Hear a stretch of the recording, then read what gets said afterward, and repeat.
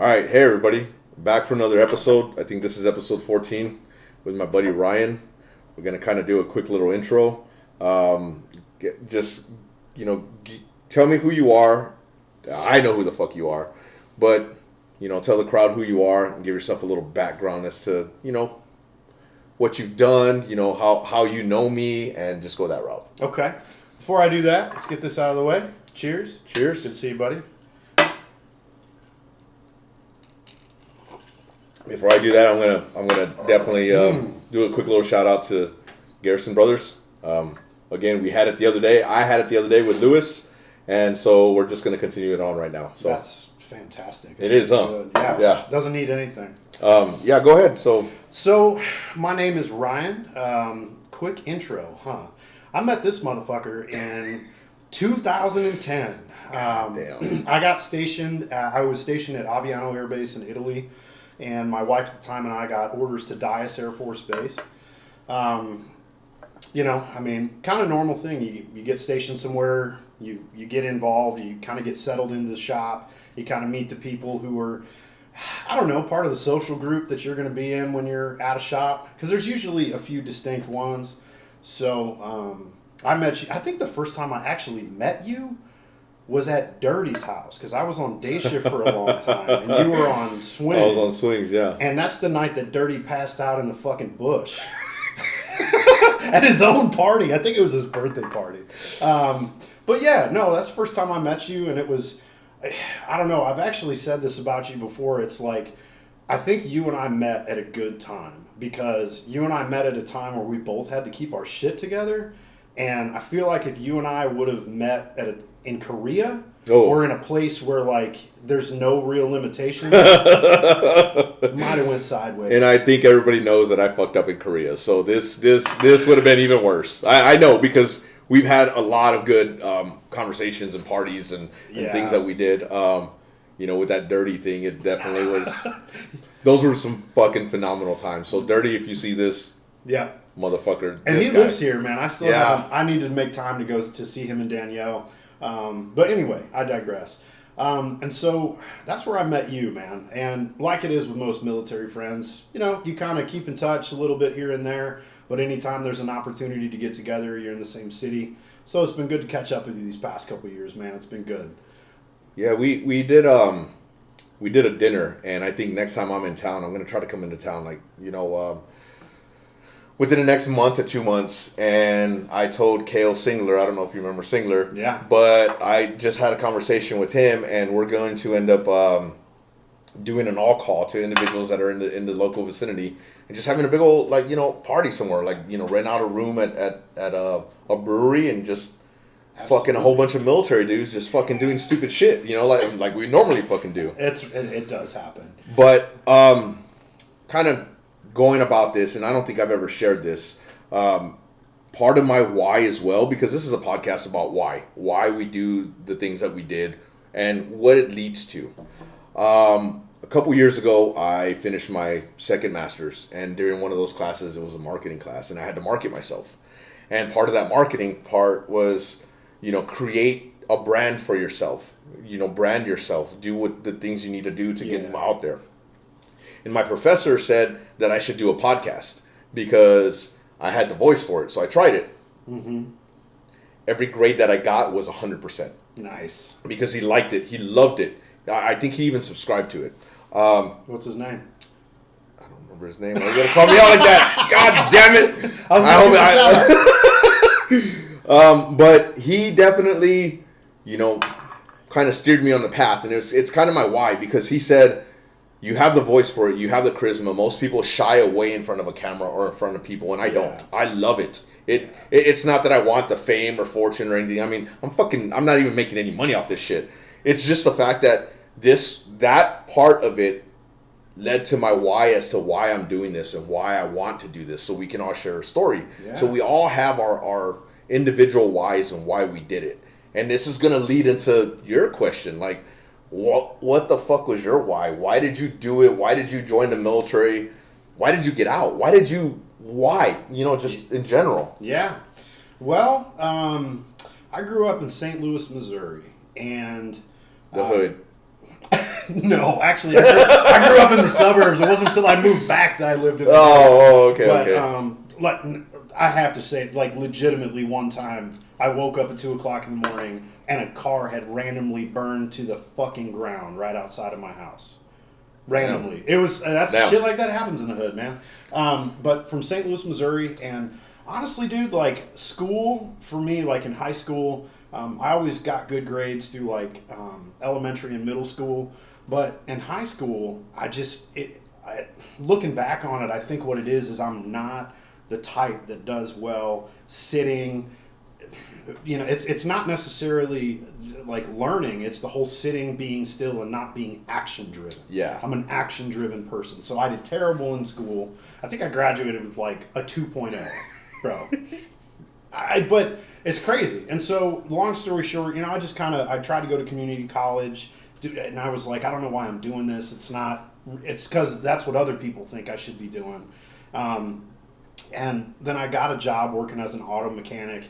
And I remember one day I was like, why the fuck am I staying in this place? It's not that St. Louis was a bad place. It was just that I had no real desire to stay there. I wanted to travel. I wanted to do something completely different. You know, if I'm being totally honest about it too, I think there was a part of me internally that knew that I really needed to fucking grow up. Yeah. Like, I just had no discipline. I had no real drive. Every single member of my family, except for one or two uncles, had been prior military. And I was like, you know what? This is what I want to do because it's exciting. And there was a part of me also that felt like a patriotic sense. It's like like my father was in the military. My Uncle Jim was a helicopter pilot in Vietnam. Their dad was in World War II. Fought in Europe, fought in North Africa. So, like, we have a military history in our family, and I was like, you know what? Worst case scenario, after 4 or 6 years, I get out. I just don't see this being a negative. And it's really weird because when I don't really think about this. That's why I was so interested to do this with you, because I don't think about that very often. And as I was thinking through things, I actually remembered exactly how it felt the day that I left MEPS on the bus to go to the airport, to fly here to San Antonio and start basic. And I remember that feeling where I was like, I have no fucking idea if this is the right choice. Like, I might literally die somehow. But what I remember is that I was like, you know what? Fuck it. At least I chose this. At least this was for me. So I think for me, it was just like a realization that I had to get out of the environment that I was in. The people I was around were wonderful. I had good friends, good family, but I just felt like I needed to leave and do something different and something that wasn't so safe. Yeah. You know, something that's risky but high reward. Yeah. I mean, we were Air Force, so don't let him fool you. That's very true. Yeah. No, I love how everybody always like clowns on us because we, you know, desk jockeys and blah blah blah. But I mean, a lot of us deployed to places where it was, you know, combat and stuff. You know? Let's also be honest, those bitches are mad about it. It's cool. Yeah, they are. Yeah, because we got the good life. All love, man. All love. Our chow halls had mimosas in the morning. For all you Army fucks and Marines, you know how that shit. Yep, omelet stations. I know, dude. And haters, man, fucking haters. Haters for sure. But you know, I appreciate that point that you know you had to come out of your shell and realize that you needed to grow up, and I think that's part of a lot of our process mindset. You know, you do want to grow up, you do want to travel, and there's no way that myself, a poor kid from San Antonio, was going to be able to travel and see the things that I've seen. Right. I mean, I've seen the Eiffel Tower at night. I've been to three Disneys around the world. You know, it just some of those things that I could never fathom that I would be able to do all that stuff when I was a kid. Right. You know, because we grew up on beans and rice, you know, and here I am fucking, you know, having some fucking bourbon and scotch and all the other good shit in life now, you know? For sure, man. Yeah, I think to say it really succinctly, it was that I knew to become the person that I wanted to be, that I had to get out of the environment I was in. And, I kind of wrestle with this as a parent now. It's like when you have parents that really care, they tend to try to do a lot, right? Mm-hmm. But unfortunately, I think I'm guilty of this as a parent as well. Sometimes you do too much, and you create too much safety. Yep. You create too much comfort for your children. And there was something in me that knew I needed something really, really hard Yeah. to get where I wanted to be. And you know, I'm sure this is going to come up later in our interview, but like that's also. Like that kind of set a precedent for me in my life where it's like every time that I start feeling like, man, this is risky, I'm scared of this, that's usually where somewhere in my head it's like, that's probably because you're right where you need to be. Yeah. You know what I mean? Wow. I literally just had this conversation the other day. Yep. You know, where it was like, I need a sense of excitement and a little bit of risk. And that risk is associated with, I'm too comfortable.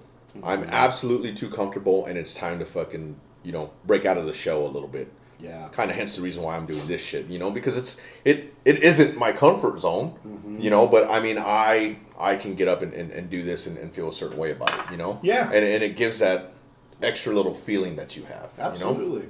Absolutely. Now, to your point with the kids and providing a comfortability, and I'm guilty of that as well.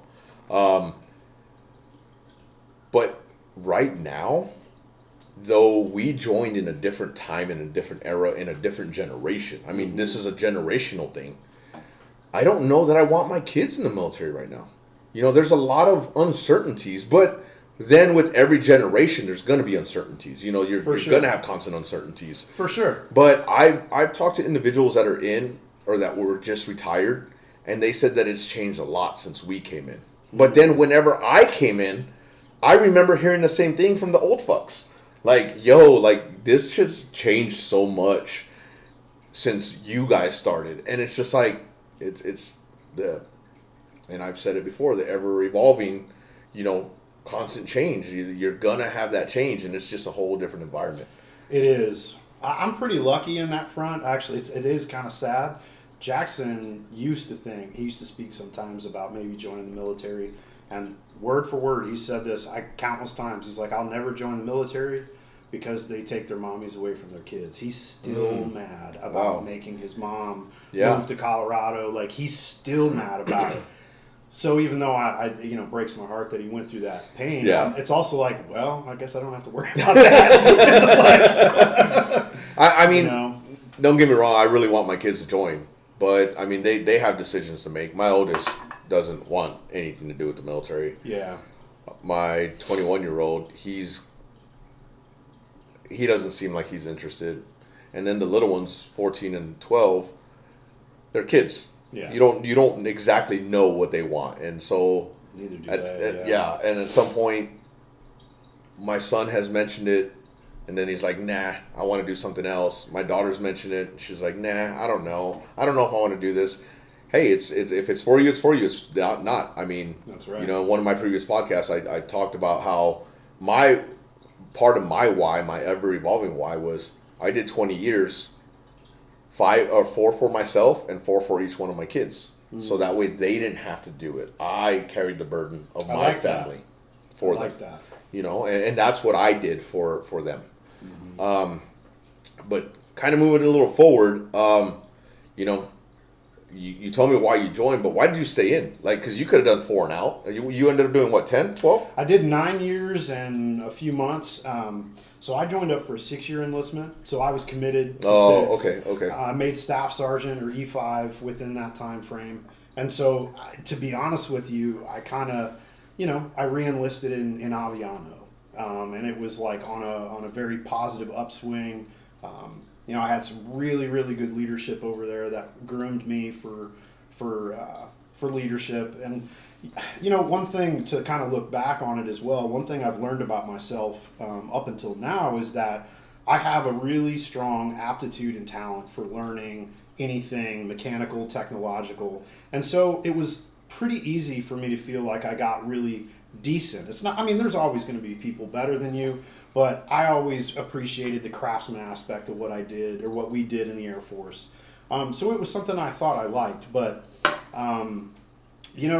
the reason I got out, honestly, was I messed my knee up pretty bad and then it got to a point where I had to have surgery. And they basically were like, once you have surgery, you cannot run every week. Yep. And so I remember that. Yep. Worldwide qualification's gone, and so at that time you're done. Yeah. So I just didn't fight it because somewhere between getting stationed at Aviano and then coming to Dias, it wasn't anything about either two places respectively. It was just, I don't know if this is what I want. Yeah. You know, I was like, I think I want to do some other things, because as I started looking at what it meant to move up into E6, E7 and beyond, it was like, I don't want to do this for bullshit money with a bunch of people telling me how I'm supposed to think. Like, if I want to get into upper leadership and management, I'd rather do that in a way that has higher financial gain and isn't surrounded military aircraft. You know? Yeah. Corporate America. Right. So that kind of drove my decision to just kind of embrace getting medically separated. And then after that, I mean, I worked offshore for a while, and then I do what I do now. So Aviano, and I don't know that he said that, is Italy. Mm-hmm. So this motherfucker was in Italy for like 4 years? Three. I moved from the base of the mountains of the Italian Alps to fucking Abilene, Texas. And you know who the first person I had to work for was? Cheney? Mr. Verde. Mr. Green. Yep. That didn't go well. Good old, well, we're not going to say his first name. People will know. But, yeah, this motherfucker got lucky with I wanted Europe so many times. Yeah. Like, I tried and tried and tried, never got it. It was, Pedro, I'll tell you, dude, like, and I don't say this to rub it in, there were a lot of people who were stationed in Europe who just acted like they were stationed at fucking Cannon or, you know, in New Mexico. Just stay to themselves. Dude, yeah. I always had a bag packed. I was always traveling, like, because I remember at that time, I even said to myself, it's like, you're never going to get an opportunity like this again. You have to take advantage. That's where I met Rico. James. Mm-hmm. James. A lot of really cool, really good people, man. Well, James just got stationed. He was in Ramstein, and he's headed over to Idaho. So he's going to be at Mount Home actually this month. So probably within the next couple of months, I'm going to go visit him. You know what? I bet you he likes it there. It's beautiful. Idaho's gorgeous. Were you there? No, I was stationed at Fairchild in Washington, which is like a couple hours away. Yeah, no, it's. I mean, I don't know what the base is like and everything, but it's. But you know James. You know the way James is, and I love James, but he's a city boy. He loves the fucking city. Actually, I've turned the tables on him. I took him shooting, and now he's looking forward to going so he could buy a whole bunch of fucking guns because. Nice. I mean, who doesn't like guns? Lots of good mountain roads, I think, for him to ride his bike on. Though. But the thing is, he doesn't like riding outside of a track because there's a lot of issues. Absolutely. So it's going to be hard for him to kind of put that away for a while. James, just get it after it, dude. Just go crazy. No, he's got 2 kids now. Don't go crazy. I'm waiting for him to fucking retire because that motherfucker is. He's a good dude, man. Yeah, always liked him a lot. Love you, James. I told you that many a times. So getting to, you talking about what you liked about Italy, but it's one of those. What did you like about the military? What made you just say, "Fucking, this is badass"? I mean, it was a growth. It was, there's a lot there, but what was it? Was there memories? Was there, something that you were just like, "Fuck yeah, this is it"? You know what, man? I think I can answer this most in a way that'll be understood the best if I answer it kind of in 3 ways. My favorite thing about being in the military, looking back especially, and this is what happens when people tell me like, "Oh, thank you for your service." I'm always like, "Thank you for giving me an opportunity to travel the world and develop a drinking problem and chase women for like 6-7 years." That's what it was. Oh my god! It was like go to work, party, chase girls. Hey, cheers to that! Cheers to the drinking. It was outstanding. And the rest. Yeah. So that's one of the big ones. It was just a lot of fun, and you're around a lot of people that are like-minded and same age, so really good there. The other thing that I really liked was that, I've especially appreciated this more since I've gotten out, is the fucking camaraderie and the way that people have your back. I work with a wonderful team of people now, man. Honestly, like I love the people that I work with today. But it still pales in comparison to the way that we show up for our people. Absolutely. Like I just a super quick example.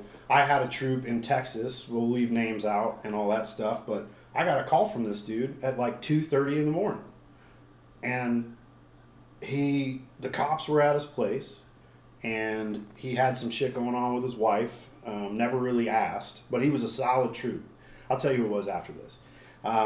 And so I like talked to the cops, and I'm like, hey, no, I'll come get him. Like, you can't arrest this dude for whatever. This is whatever his wife's telling you about, things being physical. That's not who this person is. Like, let me come get him, whatever. If I called one person, like in my company now, under those same circumstances, it would literally not even be understood why I reached out. Yeah. And it's not that that's bad. It's that there's just a different level that you're willing to be there for people that you serve with.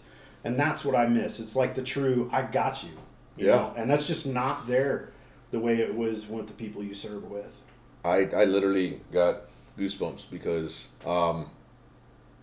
I've been out for 5 years, and I have a lot of people still reaching out to me, asking for advice and, some aid, some help. I mean, prime example, Benny calls to sometimes, just kind of discuss things with me.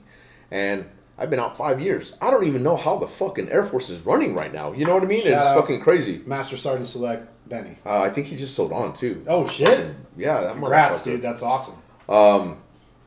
But I've had others that reached out, and it's still that camaraderie, but these guys weren't necessarily fit for their military service, and they were, kicked out within a year and a half. And they reach out and tell me that me doing what I did to get them out was the best thing because it made them realize, if you fire somebody from a job, they're not going to give two fucks about what you did.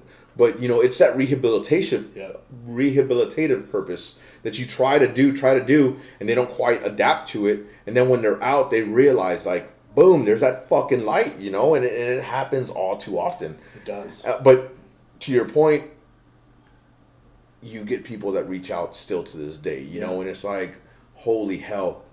I mean, we haven't talked since I came down the last time. What was it, about a year and a half, 2 years ago? Yeah, I think maybe like shot a text here or there, but yeah. There's no need, dude. And you pick up right where you left off, that's that's what I miss. I miss that. I mean, I talked to Ben the other day for an hour and a half because, Ben just talks. That motherfucker bailed out on me on this, but he just talks, and it's just one of those things where we can fucking sit there and talk all day about the good, the bad, the ugly. He's ugly. I'm pretty. Whatever. But it's one of those things where it's just constant. It's a constant. It is.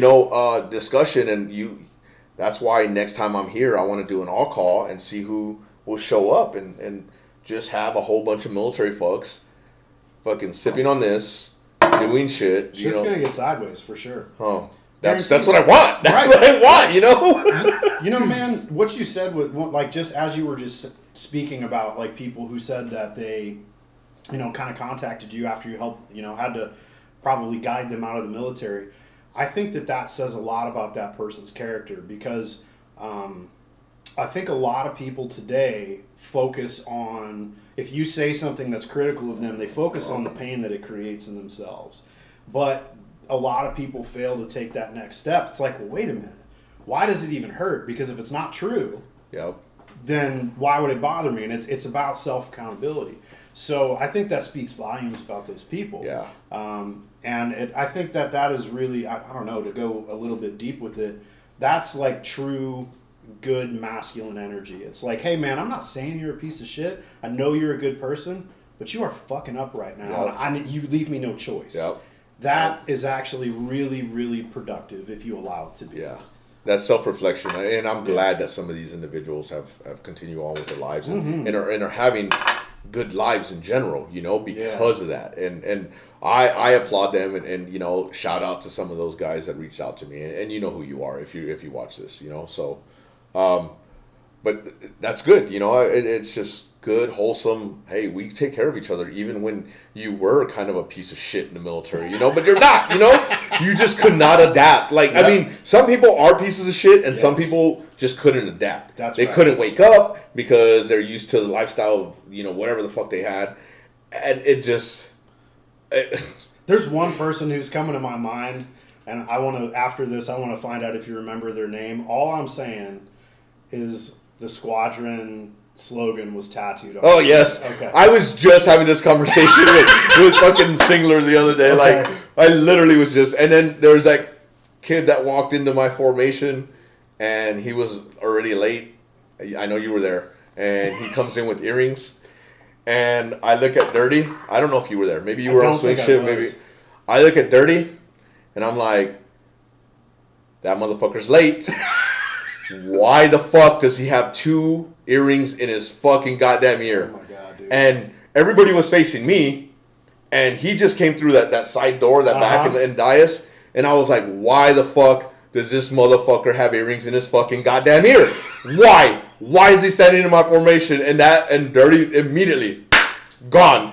Gets him. Dirty supervisor? Yeah, no, I don't think so, but I had Dirty up there because I think he was pro super, and I was like, or, you know, Viper super, and I was like, so he had him standing at attention as I finished. And then at that point, of course, if you know me at that time, when I was a shop chief or an assistant shop chief, you know that I was very vocal about certain standards and everything. Yep. So then I felt bad for the shop, because then I went on a 30-minute rant on standards and why the fuck you look like shit and why the fuck, and it just went on and on and on and on. And I know Benny can attest to that, and, you know, some of the other dudes, because it was just like, how are you going to come into my formation when I was always pressed? I was always good. I was always working, but I never. Leading by example. And I never got dirty like a particular pigpen guy. You know who that is. Yes. But dude had a gift. Yeah. He could walk into a room, you know, with parts all over the place, and somehow, some way, didn't touch the parts, but the dirt was drawn to him. He knows who he is. Yeah. He knows who he is. Shout out to Pigpen, buddy. Yeah. Haven't talked to you in a while. Yeah. You know, I gotta share this with you really quick, because I don't know if you ever found out about this. So I had when I was running swing, I was Viper Super on swings for a little while. I don't know, probably like 6-8 months, and I had a good crew. I had Team Do Work, if you remember. That was Gallegos and what is his name, bro? I love that dude. But I had a really good crew, is the point. I'll look him up after. But we had this kid. He was a great kid. Really, really, really smart. Like almost too smart to be doing what we did in the military. And this kid would work hard, do all these things, but he was always fucking losing tools, dude. And it was always like the end of the night on Friday when he would lose a tool. Well, this fucker did this on a Wednesday, and we ended up working at 12. We ended up finding it.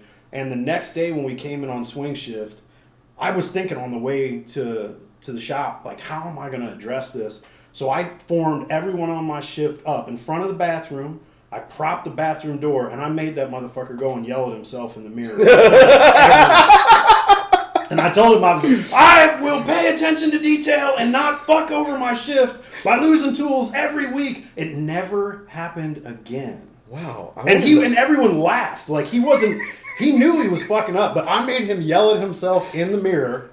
And I never, it worked. So I don't remember if you were the supervisor on swings, but I remember going home, sitting down to eat dinner, and I get a phone call from the shop chief at the time saying they got a lost tool. And I'm like, okay, they're capable of finding the tool. Right. No, I need you in. I'm going in. And I'm like, what the fuck? It's 7 o'clock. I had already worked a fucking 12-hour shift, and there I was. And I remember getting home at like 2 a.m. And it wasn't a lost tool and you know, something massive. It was a broken fucking drill bit. So if you know when drill bits break, they shatter into a million fucking little tiny pieces everywhere.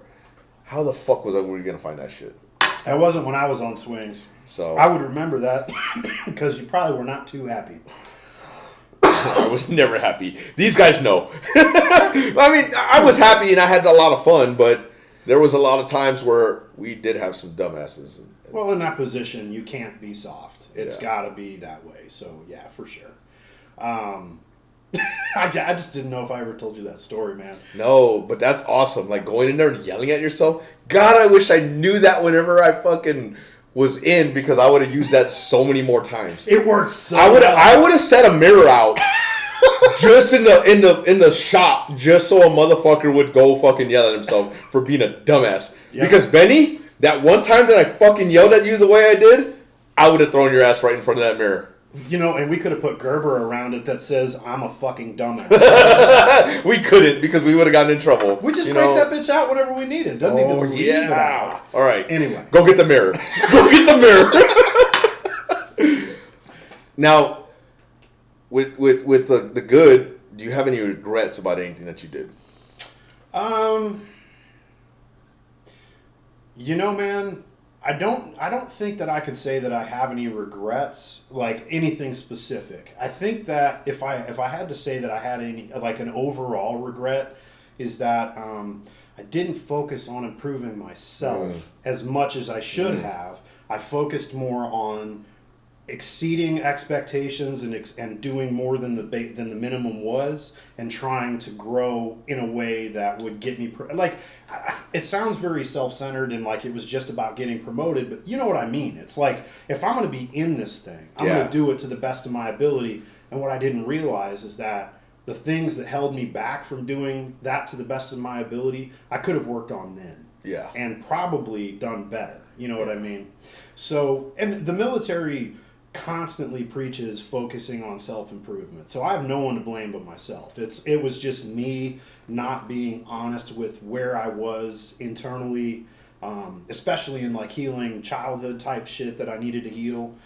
So I think that's one thing that I'll say. I think that being in the military, it kind of teaches you to compartmentalize. Oh yeah. Instead of like actually healing, working, addressing the issues and trying to get through that. Yeah. That's right. So I had to kind of first off break that mentality of just compartmentalizing. I mean, I still use that all the time. You're dealing with something that's difficult. It's like, you know what? I don't give a fuck how much harder you make it. I'm still going to get this done. Yeah.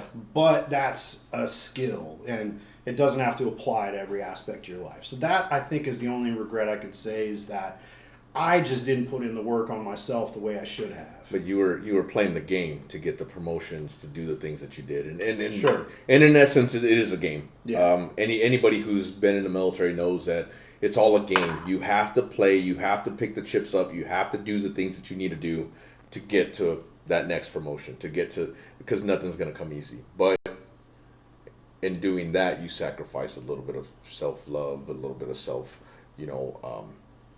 focusing on yourself. So that kind of sucks. In the way that, like, you need to focus on yourself. Yeah, man. Because it teaches you to care more about others than you care about yourself. And I can't say that I think that's a bad lesson, but I think I should have just found a better middle ground between those two. And the problem with that is you care about others, you do everything else for others, but that's not part of the requirement. You know, that's like the team effort, and that's a small part compared to you have to meet this block and that block to get to this level. And what should be focused is you're caring for others, because there's a lot of bad managers out there. There's a lot of bad leaders. I don't want to call them leaders. We're going to go back to the manager part. Yeah. Because there's bad managers. Yeah. People managing people and assets incorrectly. Yep. They're not leaders. Because leaders, you take care of your people. You get the people to where you're at. But they definitely don't emphasize that teamwork and the things that you need to do more than, hey, you need to finish this, you need to accomplish this, that self aspect of it. You know what I mean? There's a lot of that. So. For sure, man. You know, I wonder if they do now, though. I don't know anyone who's in currently, but I've kind of gotten the feeling from some of the folks who got out recently that things have gotten even more kinder, gentler, and that maybe there is a bit more focus on mental health. You know, I don't know. I go back and forth between this, because it's like, on one hand, compassion and self-love are extremely important for a person having a good inner life. Yeah.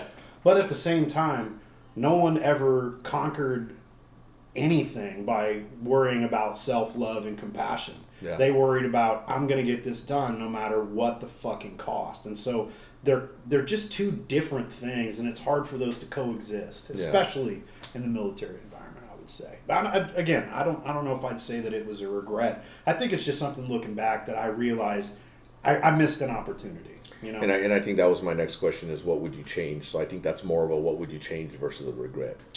You know, honestly, if I could change anything, I think I probably would have done a different job. Yeah? I really liked what we did in the military because, again, I have a strong aptitude for mechanical, anything technological. Like, it's weird. I didn't realize it until I started working in the industry that I'm in now, that it's not normal for you to be able to just be handed, hey, here's this thing, figure it out. And I can usually figure it out quickly. Yeah. So, I don't know, man. I think that if I would have spent a little bit more time looking into what other AFSCs or other jobs that I could have done that were more technical, I literally chose open mechanical. I just didn't care. I didn't know if I was going to be fuels, troop, armament. I just was like, you know what? I want to work on jets. That's it. Oh, man. You got lucky there. I got You got really lucky because you could have been a fuels guy and then permanently been fucked up in the head. So, yeah. Can you imagine my big goofy ass trying to crawl into a fuel tank? Yeah, there's no fucking way. Been This like dude's Kemper. bigger than me. So. Yeah, we had a guy who had to cut himself out of a fuel tank. And that would have been me every day. I would have got kicked out. Yeah, you would have. Like, what are you going to work on? Like fucking fuel, external fuel tanks? Like, that's all you could do because you can't even get in it. Sir, you're going to need to work C5s. No, because you still have to fit in the same size hole. I've gotten in a fuel tank in a C5, and I would put my hand up probably about that much. You know, and I'm 5'10". Those things center wings are probably 6.5 feet tall. Oh, Jesus, really? Yeah, they're, you get in there and you fucking... You could throw a football in that motherfucker, dude. It doesn't look like it, but it absolutely is, man. That's crazy. Yeah. I worked tankers were my first aircraft, KC-135s. So I didn't do any wing tank stuff, but I did a bunch of belly tank. Yeah. And that was fine. That's a big equipment bay. You stand in there and you fucking do whatever the fuck you want because it's. Right. I mean, how many thousands of gallons in that motherfucker? I don't know, man. A lot. Yeah. So. Fondest memory or leader? How, do you have somebody that just was like, a memory where you're just like, fuck, dude, that is what's ever going to be ingrained in my head? That was the dude. Yeah, you know what, man? It was at my first base. I don't know if you know him. You actually may. He worked, his first base was Ellsworth, so he grew up on Bones, too. His name was Blair Austinson. No. Dude, not only was this guy an exceptional sheet metal guy, like exceptional, to the point where today he still fabricates. He used to, like him and I, when we became friends, I worked for him. He like hand fabricated all of the suspension for his 4Runner. Oh shit! Like God he damn. is a true. Yeah. He had a tubing bender in his garage. This guy always was amazing. And you know what, man? What it was is I kind of had a bad go with one of my first supervisors, and he didn't like it. He saw me be treated unfairly. And I remember he made something for me and he's like, look, man, he's like, you work really hard, you care a lot, you try to do your best.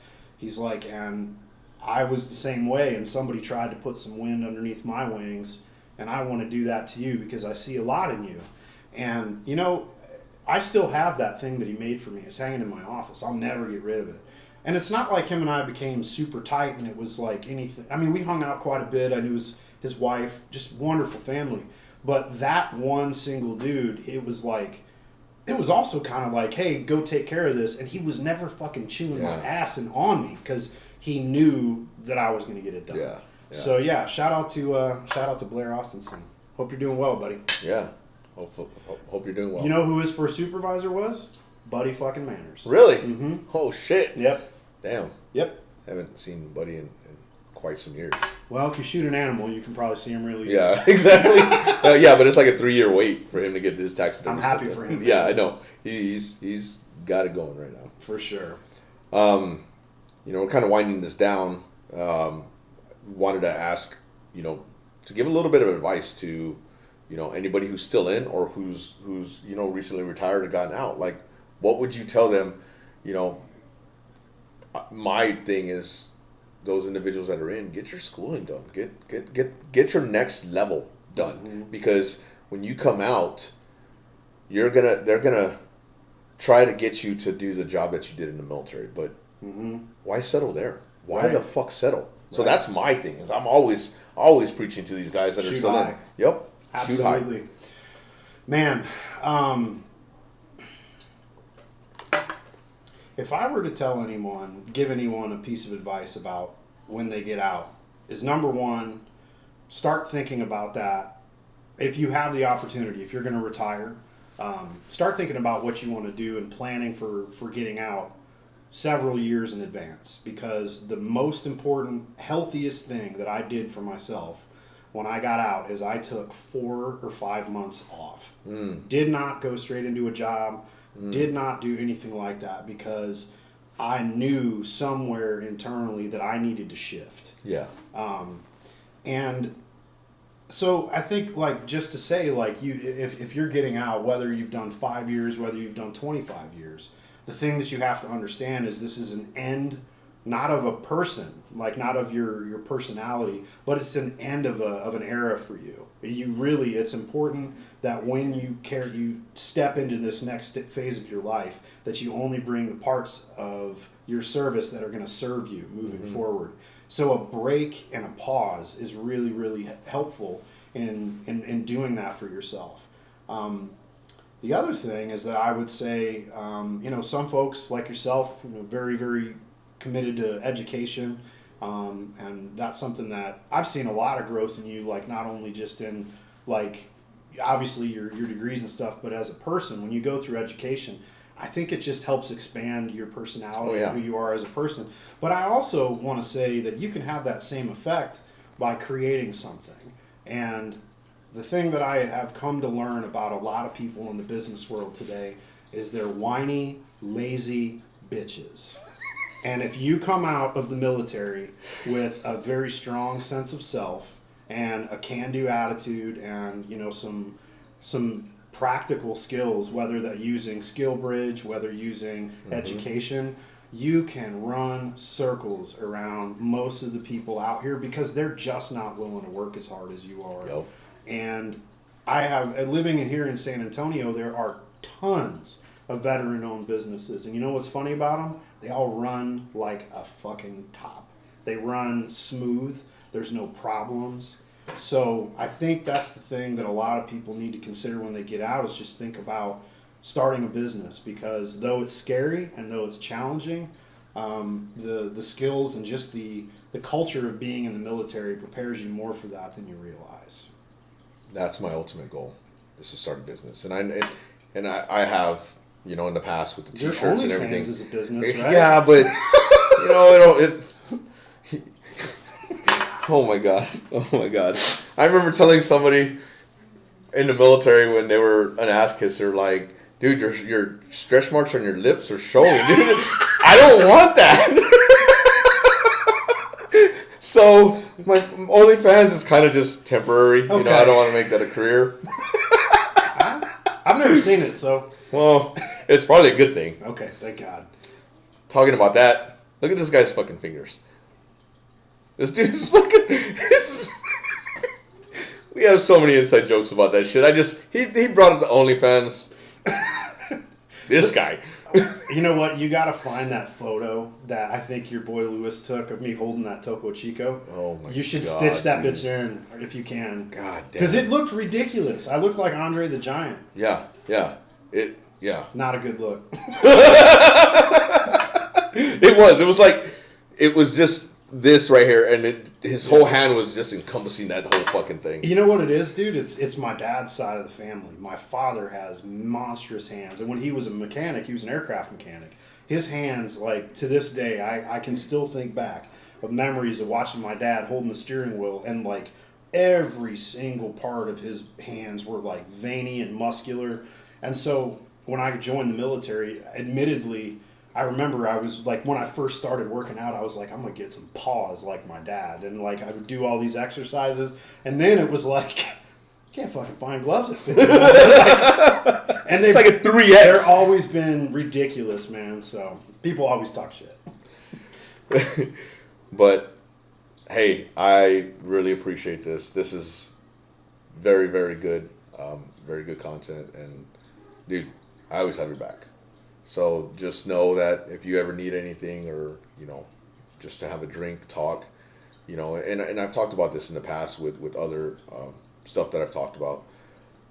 I missed out on a buddy of mine who called me and then eventually succumbed to depression and anxiety. Oh. And I was asleep. I looked at my phone and I was like, I'll call him back.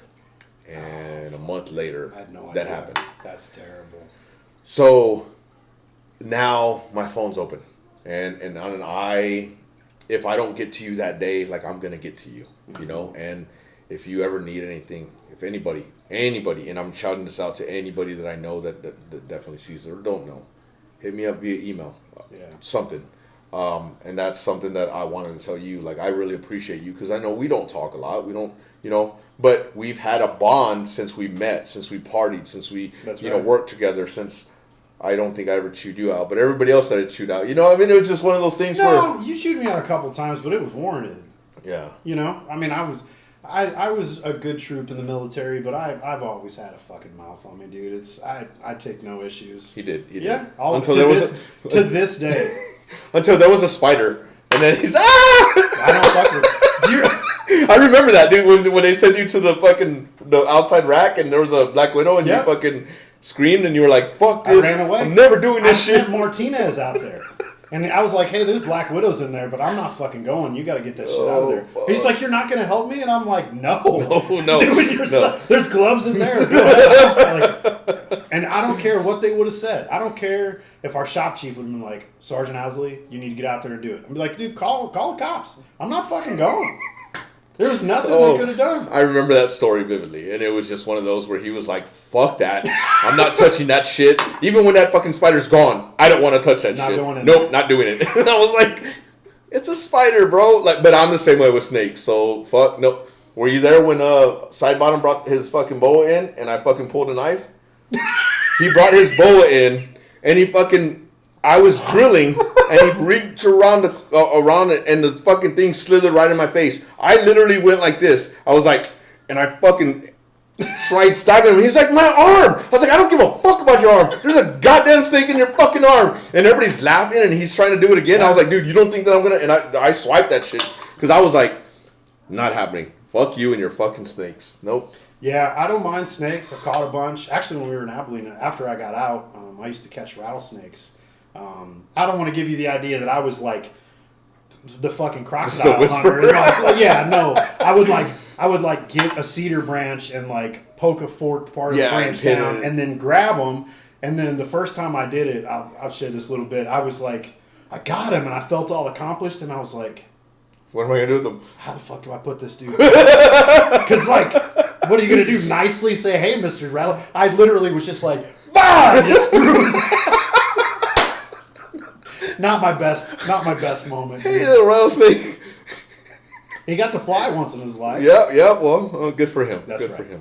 He did see something different. Good. No, I appreciate you and asking me to be a part of this. I always really enjoy open discussion on this kind of stuff, and because really there's no right answer, right? It's really just about understanding how folks experience their military service, what the takeaways are, and I like that you ask for advice for other people, because though going in the military can be very bad in the sense of trauma that can be if you get put in certain situations, I don't think I've ever met anyone who has gotten out of the military and looked back and been like, that was just a complete mistake. There's always something that people get out of it. Yeah. Even if those people have terrible life-altering injuries or experiences, even still, they look back on that fondly. Yeah. Well, so it's really, really good, man. Well, I appreciate it. We're wrapping it up. Thank you. Thank you again. And you're welcome. Cheers. Please like, subscribe, comment on this motherfucker. I know I've had a couple comments on some of them and people reaching out to me. We're just going to continue this. Let's see where it goes. Let's fucking have fun.